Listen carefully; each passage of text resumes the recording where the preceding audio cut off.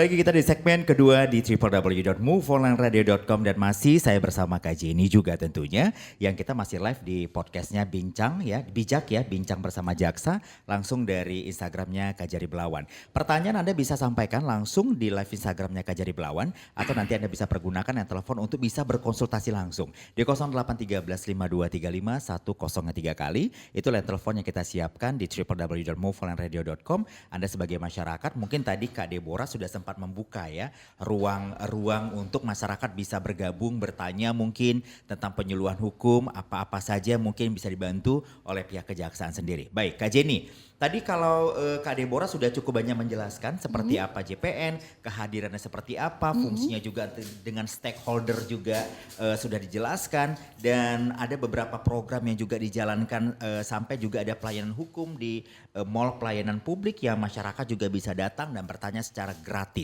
di sana. Nah, kira-kira apa yang mau kita bahas kali ini berbicara dengan Bang William. Selamat pagi Bang William. Pagi Mas. Bang William udah relax tentunya ya Bang ya. Kayaknya Bang William milik wakil presiden deh. Atau mirip presidennya kali ya Bang. Presidennya. Silakan Kak Jenny. Oke, berbicara tentang kewenangan Datun yang tadi banyak.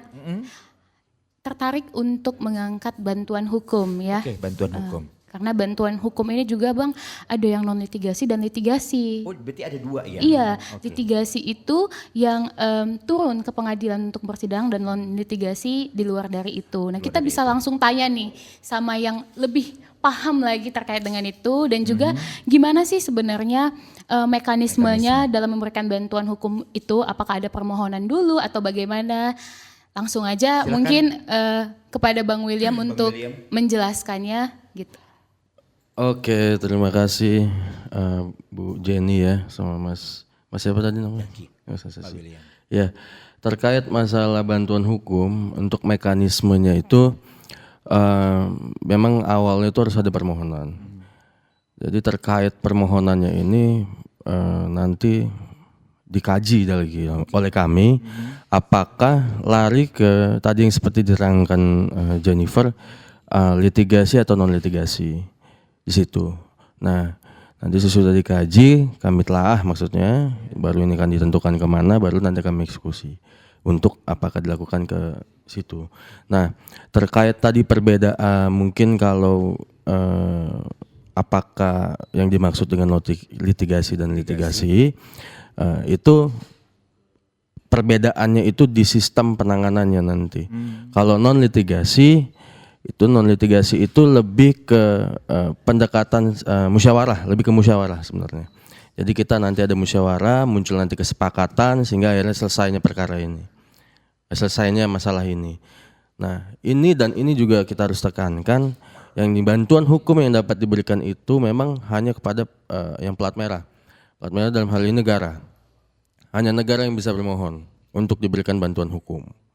Nah, terus kalau litigasi, yang seperti tadi ini, tadi sesudah telah itu kan non litigasi. Kalau litigasi ini kita lebih ke langsung penanganan di on court, langsung kita minta ke lakukan gugatan, atau bantuan terkait misalnya jika plat merah ini atau negara ini tadi digugat, kita bisa masuk ke situ untuk sebagai kuasanya. Gitu. Nah, yang tadi kepotong juga di dari cerita saya ini intinya dari sesudah permohonan dan telaah sudah terbit, nanti itu akan yang diwajibkan itu harus dari plat merah itu adanya surat kuasa. Dari Ini plat kita merah masih itu. bicara masalah mekanismenya. Mekanismenya ya, aja Bang dulu. William, ya? Oke. Mekanismenya karena biar tahu dulu kan gitu. Supaya juga masyarakat juga enggak. Karena kan di sini memang bukannya juga kita ibaratnya kan kalau masalah ya, ada masalah itu kan pasti ada juga plat merah ini mungkin digugat oleh masyarakat. Gitu. Bukan kita berarti melawan masyarakat enggak. Cuman kita kan lebih mungkin yang negara ini mungkin untuk penanganan perdata kurang ngerti atau bagaimana, ya kita memberikan jasa itu seperti itu. Oke, seperti di awal kita berbicara tadi juga Kak Jenny, masyarakat atau juga pendengar kita atau juga yang menyaksikan kita di live Instagram jangan sampai salah ya, bahwasanya JPN ini adalah jaksa pengacara negara ya. Jadi memang fungsi dan tugasnya itu melayanin stakeholder atau juga yang tadi Bang William katakan plat merah, terutama juga berbicara masalah bantuan hukum tadi juga khususnya ke sana ya Bang William ya, ke plat merah atau ke negara tentunya mereka-mereka yang bisa mendapatkan bantuan hukum tersebut. Oke. Kita masih berbicara lagi masalah, kita lanjut baik tadi lebih spesifik berbicara masalah bantuan hukum litigasi dan juga non litigasi. Kalau tadi kan mekanisme kajiannya sudah cukup jelas ya. Jadi nanti akan ada telaah lebih lanjut dari pihak JPN sendiri. Kira-kira memberikan bantuan hukum ini harus menelaah dulu seperti apa nanti yang bantuan hukum yang akan diberikan ke bagi mereka yang berplat merah sendiri. Silakan Kak Jenny. Nah, kemudian berbicara tentang bantuan hukum tadi ya sudah dilakukan baik yang non litigasi ataupun litigasi. Nah, kita juga pasti berbicara apa keuntungannya memakai jaksa pengacara negara dong Bang Zaki dibandingkan memakai pengacara swasta ya atau firma hukum lainnya gitu ya. Kira-kira boleh dijelasin Bang keuntungannya apa aja sih gitu? Oke.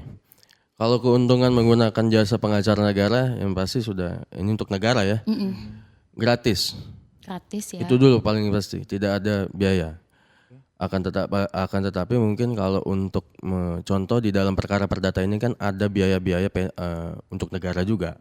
Contoh pendaftaran gugatan dan lain-lain itu dibebankan kepada stakeholder yang ingin menguasakan ke kita. Itu ada aturannya jelas di situ. Nah, terkait yang lainnya itu tanpa biaya.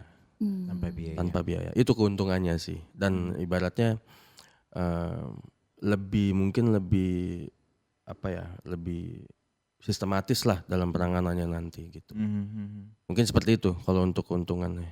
Ada keuntungan lain nggak selain gratis mungkin secara lebih sistematis itu Bang William?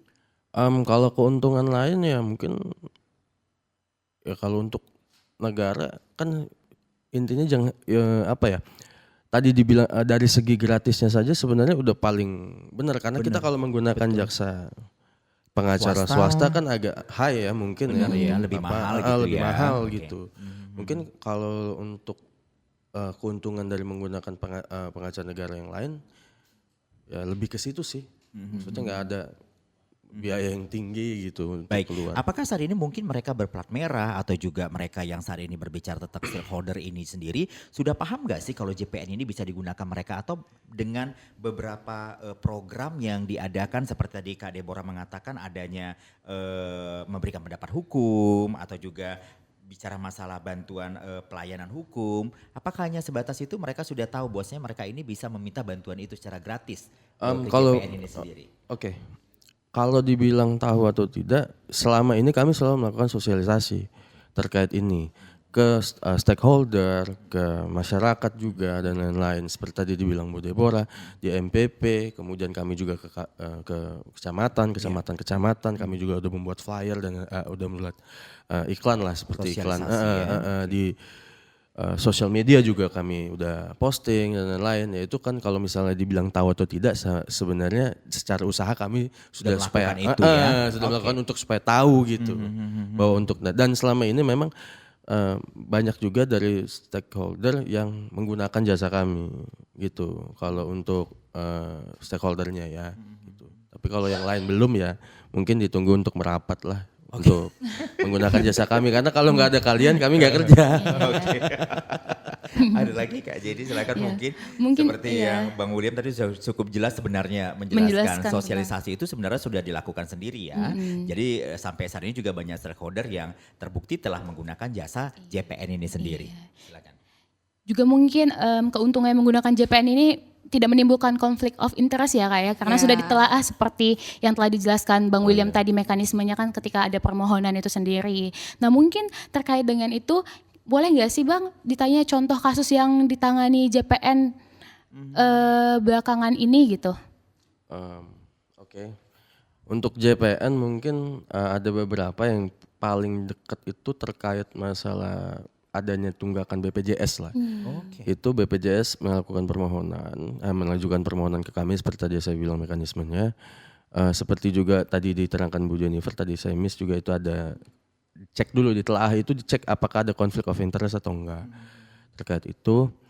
Nah untuk yang BPJS ini karena memang kami telahannya karena dia sudah ini sebenarnya kalau yang BPJS ini sudah dilakukan non litigasi dulu biasanya kami.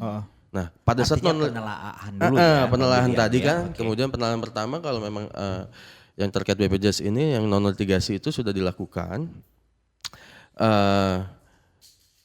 perusahaannya nggak bayar, Oke. debiturnya nggak bayar, Debiturnya yang tidak udah bayar. tetap nggak, udah kita undang secara baik, tidak melakukan pembayaran, kami lakukan gugatan. Nah ini terakhir yang kami tangani itu gugatan sederhana dari, saya tidak perlu sebut siapa PT-nya. Iya, iya. Cuman dan hasilnya itu adalah kami menang tetap karena memang jelas dia tidak melakukan pembayaran. Di situ ada data tunggakan dan lain-lain gitu. Itu satu kasus sekali Kak Jenny yang mungkin sedang yang sudah ditanganin oleh pihak JPN. Tapi kini kita buka lagi pertanyaan dari line telepon dan WA yang masuk. Kita coba baca dulu. Saya Fahri Lubis tinggal di Medan Helvetia. Saya menemukan ada banyak notaris yang membuat SK tanah untuk tanah garapan di sekitar Helvetia katanya. Banyak sekali yang beranggapan kalau SK ini sama dengan SK hak milik yang resmi. Artinya ini kan banyak pengacara yang menyalahgunakan jabatannya atau kenotarisannya. Pertanyaannya apakah ada peran jaksa dalam hal ini dalam bentuk penyuluhan ke masyarakat atau peran-peran lain yang bisa membuat masyarakat lebih paham? Silakan mungkin Bang William Saya? atau Boleh, Kak silahkan Deborah. Kak Deborah atau Bang William. Oh ya. Jadi sebagai upaya pencegahan akan terjadinya itu seperti itu kan ya bisa dibilang nanti tindak pidana kan seperti itu. Betul. Kalau memang adanya itu tanahnya tanah negara terus timbul hak lagi di atas itu, misalnya SK camat atau mungkin tadi seperti apa tadi katanya yang Sertifikat hak milik mungkin atau banyak lagi yang lain. jadi bisa dinyatakan itu nanti pidana. Sebelum adanya itu kami melakukan sosialisasi ke masyarakat. Itu tadi seperti yang kami bilang pelayanan hukum. Pelayanan hukum itu kami berikan penerangan-penerangan tentang hukum ke masyarakat. Ya kalau memang sejauh ini pengalaman kami melakukan pelayanan hukum yang langsung ke masyarakat. Itu nggak jauh-jauh masalahnya terkait tanah. Memang iya ya. Iya, tanah kami diserobot orang Bu. Atau misalnya tanah rumahnya dibangunin nih, batasnya sama tetangga nggak sesuai. Betul. Tanahnya diserobot. Jangankan masyarakat, bahkan plat merah sendiri aja banyak yang Sering seperti bermasalah itu. seperti itu. Nah sekarang lagi kami tangani juga.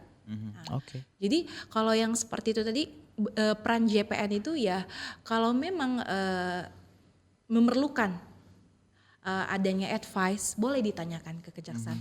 Tetapi kalau untuk mendampingi di persidangan, mendampingi masyarakat memang kami tidak bisa. Tidak bisa, Karena oke. seperti yang saya bilang tadi Hanya di awal, melayanin ya. mendampingi yang kami dampingi ini khusus plat merah dalam artian negara. Tetapi kalau untuk masyarakat ya saat ini untuk didampingi menggugat misalnya kan karena misalnya dia itu seperti itu tadi kan. Terus yang kedua selain memberikan penerangan hukum terhadap masyarakat yang memerlukan advice, ya kami juga bisa mungkin dengan cara berkomunikasi ke kami, mungkin kami arahkan misalnya langkah selanjutnya itu apa yang bisa ditempuh masyarakat. Oke. Misalnya atau apakah ada bidang-bidang terkait di kejaksaan ini yang bisa membantu? Yes. Karena seperti itu tuh mafia tanah Oke. biasanya yang seperti itu. Nah mafia tanah ini ada tersendiri di Bidangnya kejaksaan. di sini kejaksaan. Ya, Oke. Karena memang kalau melihat isu mafia tanah Sumatera Utara cukup tinggi ya sebenarnya Kak Yes, Deborah Bang benar. William ya. Kita lanjut kali ini dari Instagram ada Cindy Kumala 86 pertanyaannya. Maaf ini Bapak Ibu saya mau bertanya katanya kalau saya mau bertanya masalah hukum apakah bisa secara online? Silakan Bang William. Ya. Kalau secara online memang ada di fasilitas kami itu di Halo JPN. Itu bisa nanti di cross check ya di Halo JPN. di Halo JPN. Nanti ada tim kami yang untuk menjawab permasalahan-permasalahan hukum itu. Dan kalau memang masih belum puas juga, sebenarnya pelayanan hukum itu kan di kantor kami kan ada, bisa juga. MPP juga ada. Di seperti Kak MPP Jenny juga ada, katakan maksud tadi saya juga ya. kalau mungkin rumahnya ke MPP jauh. Betul. Ya kan wilayah Belawan ya. Benar. jauh ke Belawan bisa ke kantor kami, nggak usah takut. Ibaratnya nggak ada intinya nggak ada dipungut biaya apapun. Kita konsultasi ngobrol enak lah nanti. Oke, saya perlu jelasin juga ke masyarakat. Jadi kalau apakah lagi-lagi bahwasanya JPN ini tidak melayanin pendampingan kepada masyarakat ya, Bu Deborah dan juga Bang William, tapi itu melayani plat merah. Tapi kalau untuk memberikan penyuluhan, advice, membantu memberikan solusi bagi masyarakat yang bermasalah, itu bisa. Besar. Oke, silakan Kak Jenny barangkali mau dipertanyakan lagi nggak?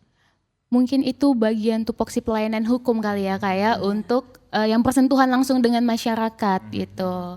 Nah terkait dengan yang tadi udah dibahas sama Bang William nih ya, Halo JPN. Ya, kita pengen mungkin lebih tahu lagi Halo JPN itu apa sih gitu ya Bang ya. Kita pengen tahu, tapi kita harus break dulu nih Bang William, Kak Deborah dan juga Kak Jenny ya. Kita harus break dulu, Anda yang mendengarkan kita di www.moveonlineradio.com atau juga menyaksikan kita langsung dari live Instagram Kajari Belawan karena program Bijak Bincang Bersama Jaksa akan kembali sesaat lagi.